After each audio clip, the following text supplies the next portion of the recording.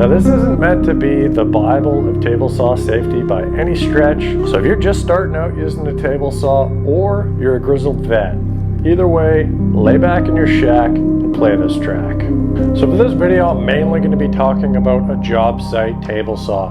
A, because I have most of my experience using the job site table saw, and B, they're a lot more dangerous than a nicely set up shop table saw. So in my opinion, 90% of table saw safety happens before you even turn the saw on.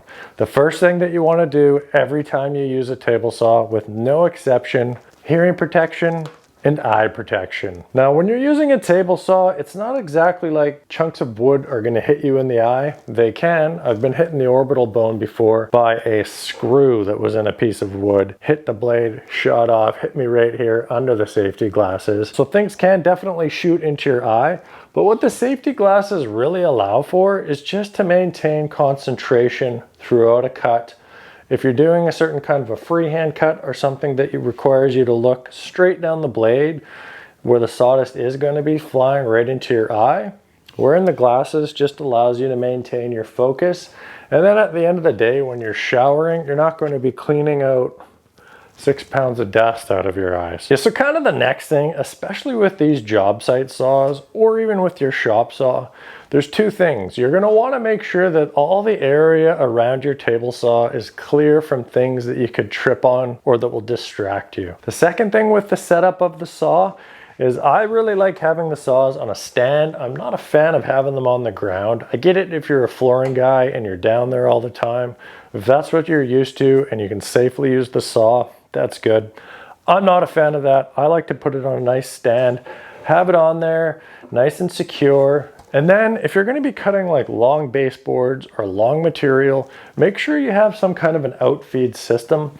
When I end up doing that on the job site, I use my sustainers here with a little sanding block, and that makes myself a little sloping outfeed table so the pieces can come along, hit into that slope, and then ride along nicely. So yeah, if you don't have the proper outfeed, you're creating a lot of bad scenarios. The most dangerous part of cutting your fingers on a table saw or when your hand gets past the blade. So if you're cutting something long, it's coming past, it's going to want to lift up, and then all kinds of bad things can happen. So if you get some kind of a kickback in that scenario, the chances of cutting your finger are fairly high. So if you're using someone's table saw for the first time, or you've got a brand new table saw, I mean, a couple times, just practice hitting that switch with your leg so it's kind of second nature. Because if you get yourself into a bad situation and the blade is binding and it's not tripping the saw, you're going to need to hit that switch quick. So then the next thing, when you're using a table saw, hugely important, don't use a table saw without this handy. It's a push stick. Now the DeWalt table saw is awesome in that it has this little clip where the push stick goes. Get in the habit of always putting this back every single time. So always have your push sticks.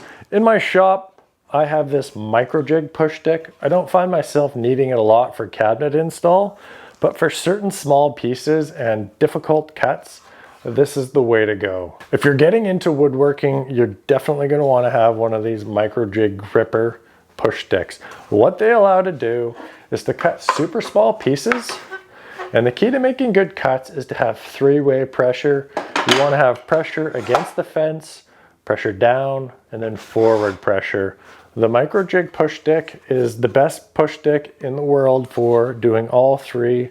And I mean, your hand's not getting anywhere near the blade. Yeah, so in terms of push sticks, this is kind of my favorite style push stick. These kind of longer ones. Now why that is because your hand never gets past the blade with this type of a push stick.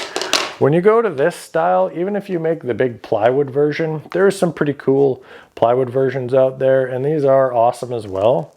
I kind of prefer this style. I mean, it is prone to letting things flip back up, but oftentimes I'll have either a second push stick or another piece of wood to help kind of hold things down as I'm coming through. Now the next thing I'll mention here, pre-cut, and it's of huge importance. One guy that I know who lost 2 fingers using a table saw, this is what he was doing. Now blade height, this is blade height. You don't want to put your blade just coming through the material, because If the material gets up and down whatsoever, it's not going to cut all the way through. What I like to do is I like to have my blade maybe not quite the whole depth of the tooth out of the material, but you know, maybe like 3/4 of the carbide through there, right? Now, this is what happened to the guy that I know that lost 2 fingers. If you put your blade all the way up, some people cut like this. They cut with the blade all the way up. And the reason that they do this is because they say, and it probably does make cleaner cuts, just because you're getting the blade pushing down more into your cut. Under no circumstances do I ever cut with the blade all the way up, unless I'm cutting material that is this thick, which does happen on occasion. Don't set your blade up like this, because you're still gonna lop off your fingers, okay?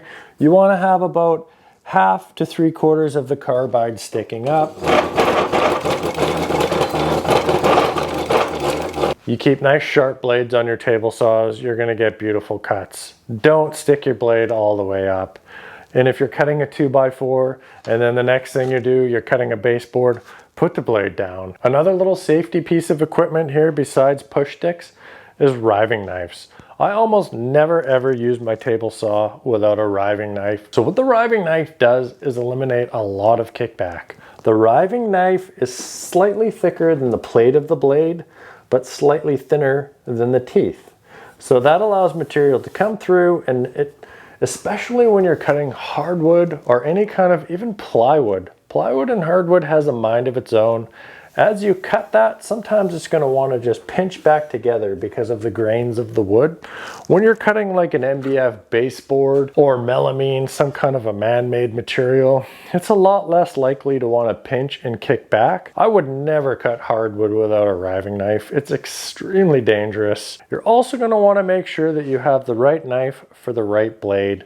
If you're running a full kerf blade, on these job site saws or on any saw, you're going to need a slightly different riving knife. Ultimately, you want the riving knife to be slightly thicker than the plate of the blade, but slightly thinner than the kerf of the blade. And then one other quick thing to mention here, a lot of these saws, almost every table saw comes with that whole safety contraption when you get the saw. I'm going to link to an awesome video that Steve Ramsey made, the Woodworking for Mere Mortals channel. He kind of went over the whole thing. I'm not really going to get into that whole contraption, but all I'm going to say is every job site that I've ever been on, I've never seen anyone using those for a lot of various reasons. I'll link to that video that Steve made. He did a great job of kind of going through that whole situation. So this is a common cut that you'll come across a lot in finishing carpentry, or for whatever reason. Say you have a piece of trim that you need to rip down in width on the table saw. Now this is something that my dad did a long time ago, and he ended up with a rifle sight right through his finger because he was careless. He was making this cut all the way through, pushing it through. I think he's probably using a 3/4 inch piece, and he thought, oh, he can just get his finger coming all the way along through here. The piece kicked back, his finger swiped across the blade in the blink of an eye. He's got a horrendous cut on the end of his finger. The finger healed up pretty nicely. It still is numb all the time, I think, in the cold weather. This is what you want to do. This is what I would do. Now, the golden rule with table saws, if you never get your hand past the blade, you're never going to lop your fingers off. You might take a kick back here or there, but you're always going to have your fingers. So if I was ripping this piece down, this is exactly what I would do. I would set the depth. Make sure that we're, 3/4 of a tooth blade out here. So this is a little trick that I use all the time. Say if I'm freehand ripping a piece, it's called the flip method. With this method, your hand never goes past the saw blade. You don't have to worry about any kind of a double push stick situation where things are going to kick back and bad things can happen. This is the safest way to do a lot of cuts. This is a very handy method. So this is it.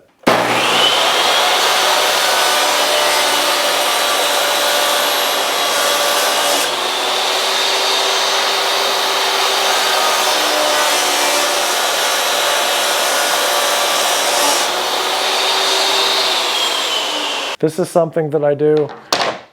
Say if you're putting on some cabinet kick or a baseboard that you've had, say maybe you have to scribe this to tile and you're going to want to freehand cut this. What I'll do here, I'll lower the blade down to the right height. I'll put on my safety stuff. We're just going to demonstrate this here. Say I've got a pencil line that I'm going to want to freehand here. I'll cut. I'll set up my finger in front of the blade as kind of like a fence.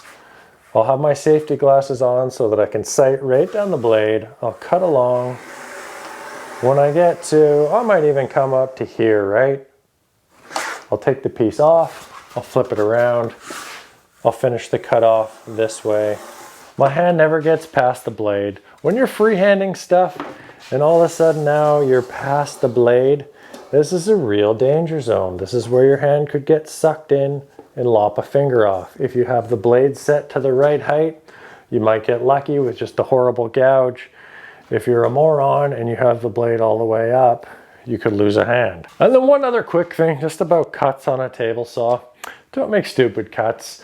I mean, don't try to cut a piece of baseboard like this on a table saw unless you have a miter gauge.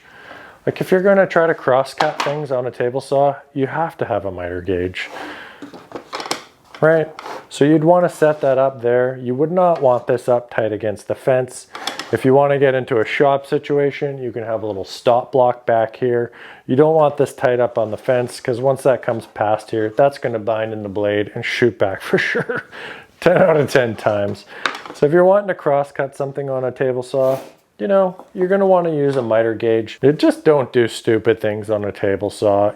It's just not a tool that you want to push the boundaries on. And hey, if you have any tips out there that you think could be helpful to people watching this video, please leave them in the comments. Thanks so much for watching. If you want to check out some of my tool reviews, I'll put them right here. We'll see you on the next video.